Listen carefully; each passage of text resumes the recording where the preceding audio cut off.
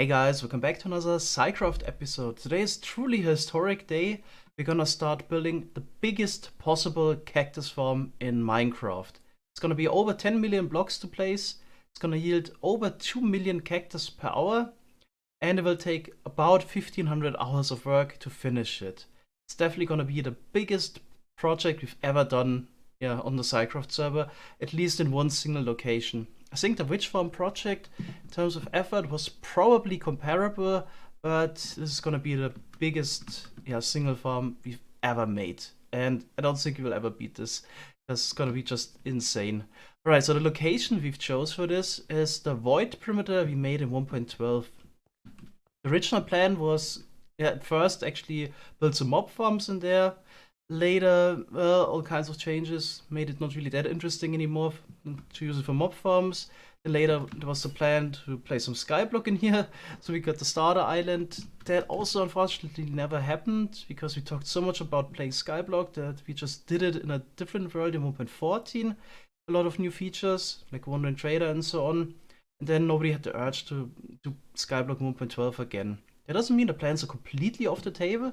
So we were talking about making a new 1K by 1K void perimeter at some point that links to the nether void perimeter, the 3.5 by 1K void perimeter.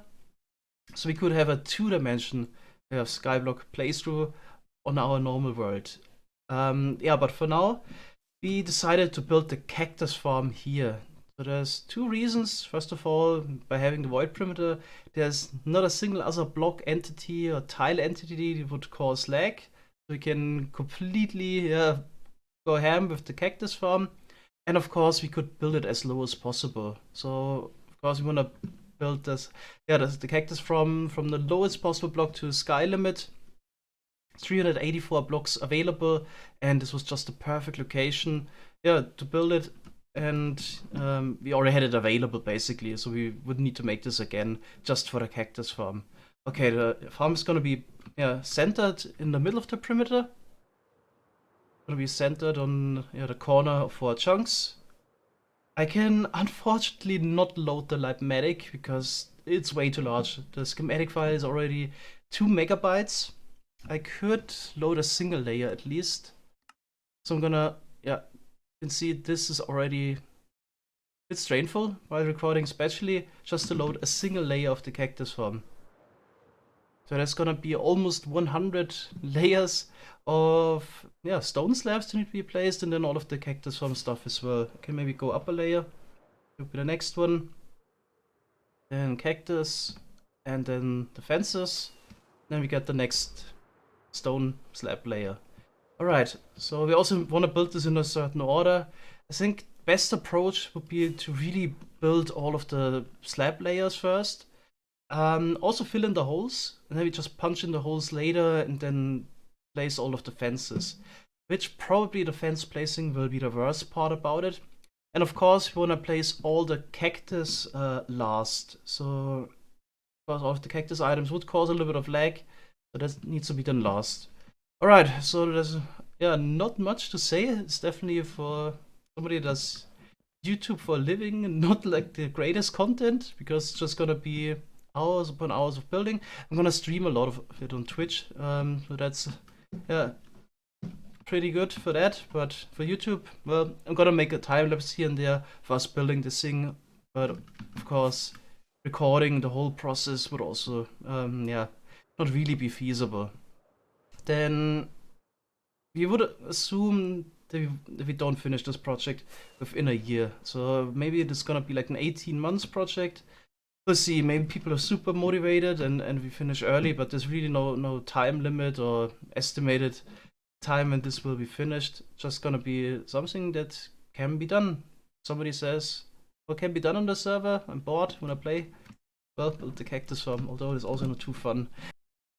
And of course it's gonna require an insane amount of materials. What we already have was all of the smooth stone we made with the pig spawner farm, if you can remember. So this was brought over already with a flying machine and is stored in all of those chests now. We got 2 million smooth stone blocks, which we craft into slabs on site. I think the next thing we can do is probably worry about like glass. We need a lot of stained glass.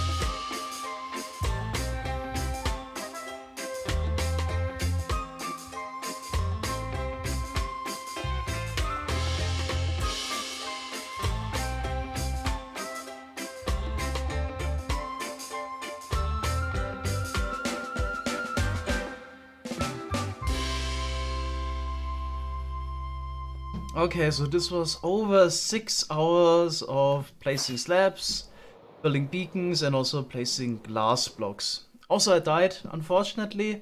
My internet cut out while I was flying over the void, and the usual happened, logged back in, immediately was taking void damage, because there's always this little bit of lag if you connect. Was dead in a second, lost all the netherite gear, and almost 1,000 levels. Yep, so the usual was pretty frustrating.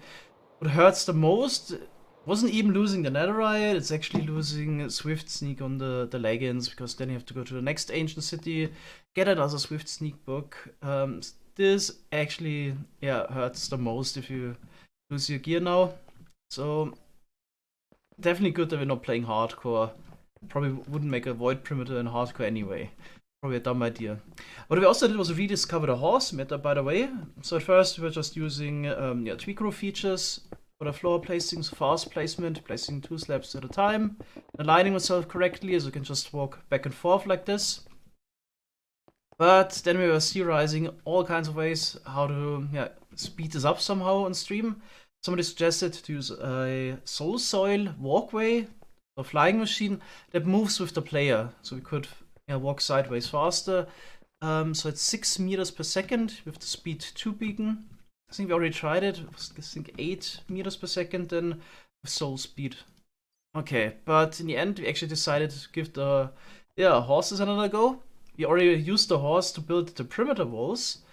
And this is a very fast horse. Not our fastest one, but when riding straight can reach almost 13 meters per second. Our fastest can reach 14 meters per second, but that horse is basically irreplaceable. It's like a 1 in 25,000 horse that I wouldn't want to risk at all. But this one here, isn't super fast, but it also has some good jumping abilities, so we could jump over 4 blocks, so it's a really good all-around horse. We were using it for building the walls here already. And if you run sideways with the horse, you can already reach 6.492 meters per second. And what's actually the best, if you align yourself correctly, it's quite tricky though. So roughly like this, you can place, if it works correctly and we're aligned correctly, you can place 3 slabs at a time. So this way we can already reach about 20 blocks per second placed. And additionally, the beacon doesn't work on the horse, but you can throw a speed 1 or even speed 2 potion at the horse as well and make it even faster. So we were using mostly speed 1 because of the 8-minute duration, and this way we reached almost 8 meters per second walking sideways. So we could place 24 slabs per second, twice as fast as just doing it without a horse.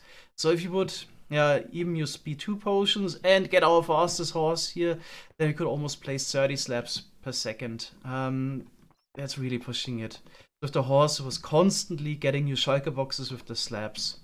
But in the end, we decided actually to scratch it all and not continue working on the cactus farm, because we decided it's probably best if we don't build this farm entirely manual. So somebody already contacted us. He said he was working on a 3D printing machine for the cactus farm, which will place all the blocks correctly except the ones that are not movable. So we checked out the machine. It's not finished yet. It's definitely a lot of work to build that one as well and then to run it. But overall, it will be a huge time save. I can't really tell how much time we're actually gonna save. It's also gonna take even longer to build this with the machine. But I would assume we will save hundreds of hours of manual labor. So we still, of course, then later need to place the obsidian portals, place the cactus ourselves. So all the boxes can't be moved with a flying machine. But yeah, definitely will be actually a lot smarter to build a farm of this scale, which would probably take like 1,000 hours to build. Yeah, with a faster approach or a smarter approach. Right. Also the 3D printer will probably also take a whole year to finish this cactus farm. So just a huge project. Probably smarter if you actually do it with the machine. Okay, then at some point we might even need to remove everything we placed today. probably the best way is to build a small 3D duper, can probably build in 5 minutes. Then we run it a whole day, going back and forth and bomb everything away, which we built in the last 6 hours, because it's probably gonna be in the way of the floor placer. Or the 3D printer, basically. Of course, the horse will be brought to safety. It's actually a really good horse, don't want to lose it at all. Alright, so those are the plans for the cactus farm. Yeah, didn't go as planned at all, but was probably better changed my mind there. We will build probably a smaller cactus farm, so I have one now that might be just like 10% as large. Still gonna be a lot of effort, but this way we can also get cactus green. And what we are mostly looking forward to is using a cactus in a furnace to get XP just for tool repairs and so on. Alright, probably gonna work on that in a couple episodes. But then we can also start a different kind of projects. Wanna work on getting more building blocks, and actually a couple of those. So there was this new 1.9 mechanic. I'm really eager to try out finally. Mud blocks get introduced, so you can convert a dirt block into a mud block with a water bottle, and then you can convert the mud into clay, which is the basis for all kinds of blocks like terracotta, bricks, glazed terracotta, and so on. So I want to work on such a farm. Let's head over to creative. Alright, so let's start with the mud and clay farm. Luckily we don't have to start from scratch, because that would have been a lot of work. So during the 1.19 snapshots, already made a working design here for a mud farm. We just need to adjust it for our needs a little bit. Also, I have some ideas already how to improve it and make a even more efficient design that should also be faster. But let's keep this for later. It's already going to be quite some effort to build this. It's probably good if we test this in survival first, and then we make the optimized design. This is already actually pretty optimized when it comes to the bone meal efficiency of the dirt farm. Just want to make it a little bit faster and also larger scale at some point, although it's already going to yield, I think, 4,500 blocks per hour, which is already pretty decent and pretty much all we need right now. Okay, so what needs to be adjusted? So currently all the dirt we create here, I'm gonna explain it again, gets converted into mud directly, and there's basically no option to switch or reroute the dirt blocks into the blast chamber right now. So we just need to move this around a little bit and add a switch. Then we also need to add the clay module to it that I created in a separate world. Luckily now we have Libmedica and just easily can copy paste it. So I'm just gonna add those switches here, and then we can try it out in creative. Okay, there's one more thing I need to do. I need to use a fill command to remove all the clay, mud, and dirt from the schematic or the creative build, so we don't have it in the schematic. Okay, also don't worry. Let's say we just build everything up in a time lapse in survival, and then we can run the machine, and I'm gonna explain it step by step, because, well, there's a lot of redstone and a lot of stuff going on. Okay, so let's do the time lapse. Actually, there's one more step to do. I need to use a fill command to remove all the clay, mud, and dirt blocks from the creative build, so we don't have it in the schematic. And I just realized we need a ton of pointed dripstone for this build. This definitely looks like more than a couple hundred. I don't know, I would assume it's maybe 2,000 or 3,000. Is this still feasible to get from a cave real quick? Of course, we can make a dripstone farm, but we'll just have to see. I'll just quickly get a materialist to see how much this is. Alright, so linking both farms in creative is going to be super simple. So I just need to take the input from the clay converter, which is this line of dirt that gets pushed in there, with the output of the rooted dirt farm. Okay, let's also quickly check the material list for the pointed dripstone. Oh no! 5,568. That's more than 3 shulker boxes. This actually looks like something I don't want to do manually. Might really need to make a dripstone farm first. This is not according to plan. But we can also maybe quickly go to survival and check how much we can get in 5 minutes. Not sure. Maybe I'll just bite the bullet and try to get like 3 shulker boxes of dripstone from a cave. Is this doable? There's usually a ton. Okay, but let's link both farms first, so I can make the whole schematic, then we also get the full material list. Probably also need to adjust the bone meal creator here, just remove some moss blocks and so on, make it ready for survival. I easily found a cave here on the perimeter walls, so let's see how much we can actually get mining pointed dripstone. Okay. Got half a stack now. I'd say it's definitely feasible to get 3.5 shulker boxes this way. I mean, especially if you dig the big ones here. Probably get more. I already have a bit over a stack. Yeah, but this would definitely take a while, probably more than 1 hour. There's also still the option that we just build the mud farm and add the concrete converter module later. Seems also quite feasible. Then we could maybe also just build a pointed dripstone farm in the next episode as well and just run the rest of the farm in this one. Yeah, let's do that actually.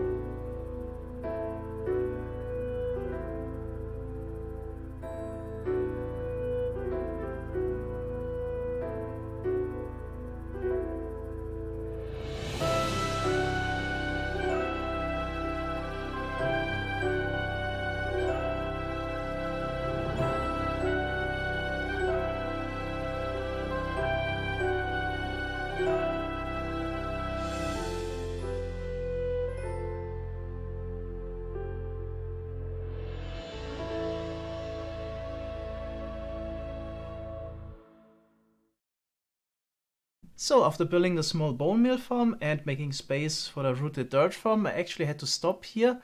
I was streaming and then chat reminded me that I was not supposed to use any TNT dupers, and I completely forgot about this. Right, so yeah, before we're gonna continue, we're gonna get rid of the TNT dupers, but it's not like I'm just gonna replace them here with some dispensers. We're gonna make it a bit more efficient actually. So the only reason why we have the TNT dupers is to get rid of the 1 log that we get every time we get rooted dirt block. So we push in basically the stone here, then bone meal some moss, turn all of the stone into moss blocks as well, where some azalea can also generate on, and we bone meal the azalea then. And then the moss below gets turned into rooted dirt, and of course the tree grows. But of course, we need to clear at least this 1 log. So what actually happens is we push all of this upwards, and basically logs poke out here at the top. So the TNT dupers would then just blow up a lot of the leaves and also those additional logs. Now we can actually also do something with those logs instead without having to spam a lot of TNT. So every time we get a dirt block, we also get 1 log at the top. And we can do something similar we do at the bottom. So there we have basically just new blocks that would push in from the back, pushing the old dirt out. But what we could also do instead is make a small piston setup. So we can get logs on both sides. So we could make a setup. The pistons are just facing this way and have sticky pistons to push those in. And then just push all the logs towards something, and then similar to the dirt, which gets merged here, you can also merge the logs and push them also somewhere. So unfortunately, the way the whole system is organized right now, we can't just push it into the same TNT blast chamber unless we do some serious effort to synchronize everything. Probably not worth it. So making another TNT blast chamber is probably way less effort than the alternative that I just outlined. Okay, so it's not gonna be much effort actually. We just need to get the timings right. Add those pistons to push the logs to the side. And then we're pretty much done and can actually build this in survival. And of course, an additional benefit. So on top of getting 4,500 mud, dirt, or clay power, we also get 4,500 oak logs per hour. That's also pretty sweet. And doesn't need to spam as much TNT. Alright, so I added 2 log pushes here at the top. Also made sure all the timings are correct and tested this already. So it's working fine. Okay, so we could build this next episode. Also have to correct myself real quick. I said 4,500 blocks per hour. It's actually 1,500. I misremembered, it's actually 500 per module, not 1500. That's 1500 in total. It's actually not that fast for a farm, but I also have to keep in mind we can always run it 24/7 a whole week, and then we got 200,000 rooted dirt, for example, and so on. So it's also not that laggy. I already have a couple ideas how we could make this a bit faster. Would cut into the bone meal efficiency a little bit, just in general larger at some point. But for now, I think we just run it a lot, and probably it's gonna cost like 5 to 6 MSPT. This can easily run on the side without having to worry about it. Okay, so we're gonna continue next episode building all of this. Then we also find a solution for all of the dripstone we need. Right, thanks guys for watching, and see you next time. Bye bye.